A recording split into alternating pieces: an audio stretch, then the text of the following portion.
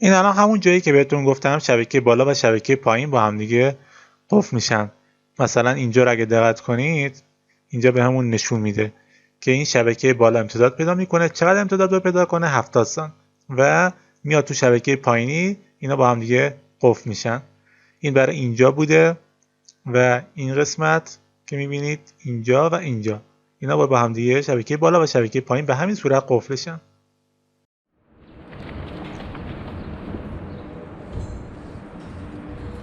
برای کاور از این کاور بتونی هم استفاده میکنیم برای جایی که شبکه سنگین‌تر قابل اطمینان‌تر هستن.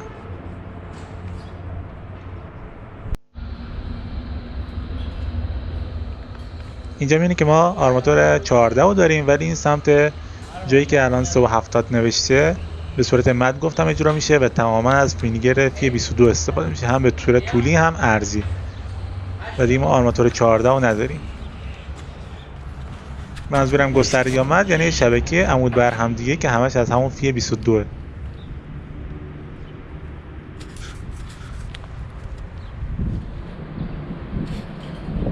جایی که طول نوار بیشتر از 12 متره و آرماتور ما هم شاخه‌هاشون 12 متری اورلپ میشن. به طور مثال اینجایی که دارید میبینید اینجا اورلپ شده. این نوار هم به همین صورت طولش 12 متره، آرماتور هم 12 متر. وقتی خم میخوره این مقدار 12 متر کم میاد، بنابراین باید اورلپ رو قرار بدیم. اورلپ هم یکی درمیون میشه، یعنی الان سمت چپ و راست بسید یکی درمیون با اجرا کنیم که تمام اورلپ ها یک جا نیفتن.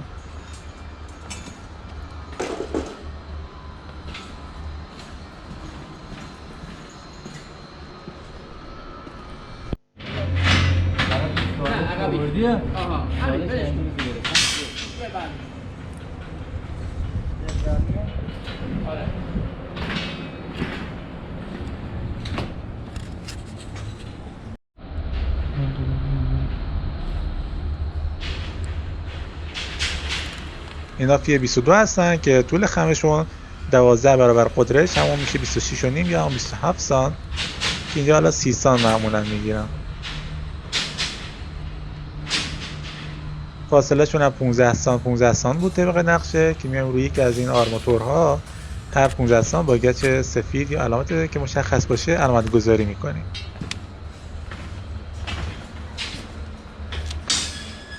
طول این نوار هم بیشتر از 12 متر، پس مسلما اورلپ میخوره. اورلپ ها رو همه رو یکی درمیون باید قرار بدیم، یعنی میلگرد ها یه سرشون خم خورده بعد به صورت یکی درمیون چپ و راست قرار میدیم. اینجوری که میبینید اورلپ هاشون همه یکی درمیون اجرا میشن. اینجا تجمع اورلپ ها توی این نقطه قرار نمیگیره.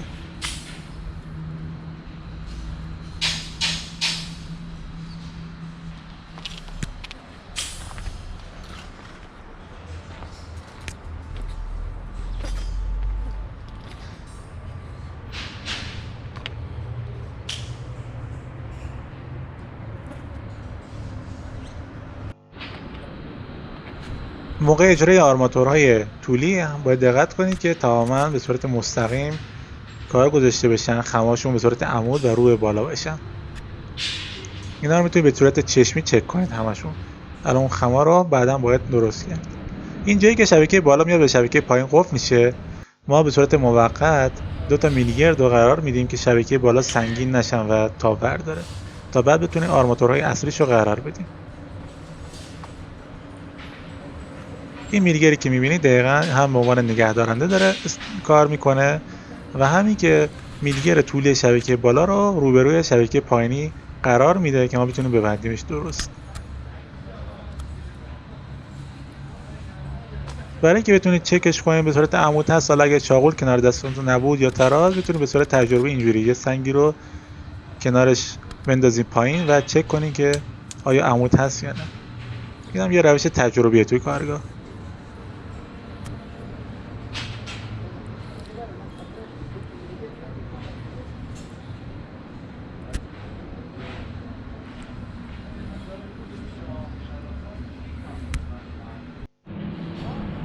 اینجا هم باز به همین صورت همونجوری که میبینید همین آرماتورها چک کنید. آرماتوری که به عنوان موقت به صورت عمود گذاشتیم هم قرار میدیم که این شبکه سنگین نشه تا وقتی میخوایم آرماتورهای اصلیشو بذاریم.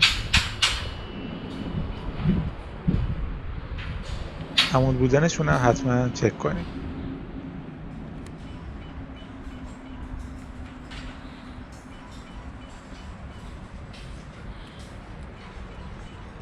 اوورلپ‌ها رو دقت کنید، همشون یکی در میون قرار داده شدن.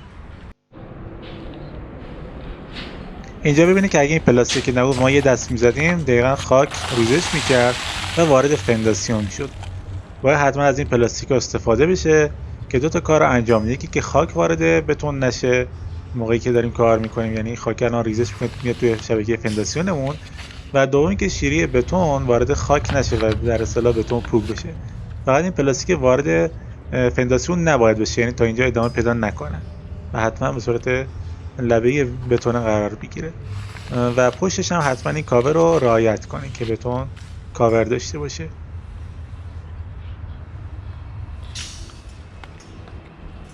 پلاستیکی باید دور تا دور اجرا بشه، حتی اون قسمتی که الان میبینید بلوکی است اونجا هم باید این پلاستیک رو اجرا کنید.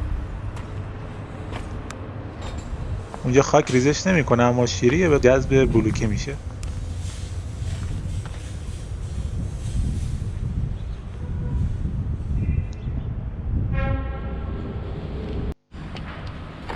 الان اینجا مشاهده میکنید که خاک اومده زیر شبکه و تمیز کردنشون سخته. اینکه شستنش آب جمع میشه. البته میتونید با بلوور یا پمپ باد تقریبا تمیزش کنید که راحت تره. این همون کاورهای بتونیه که با این ظرفای پلاستیکی میشه اینا رو توی کارگاه آماده کرد و یه سیمی رو هم خم میکنیم و درونش قرار میدیم.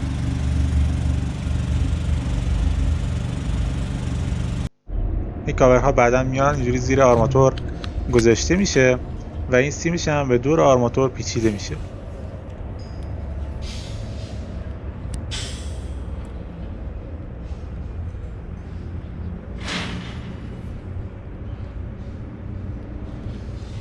این آرماتورهای طولی اولین قسمتی که خم داره رو ما با فاصله 15 سانت میبندیم کامل، یا به اصطلاح خودشون شابلون میکنیم و بعد میریم اون قسمت‌های وسطش رو سیم آرماتور بندی رو میبندیم. اینجا به نحوه سیم بندی دقت کنید که چجوری به صورت اوریب آرماتورها رو با سیم میبندیم و بعد میایم 2 تا یا 3 تا رو خالی میذاریم، دوباره به صورت اوریب بقیه‌اش رو میبندیم.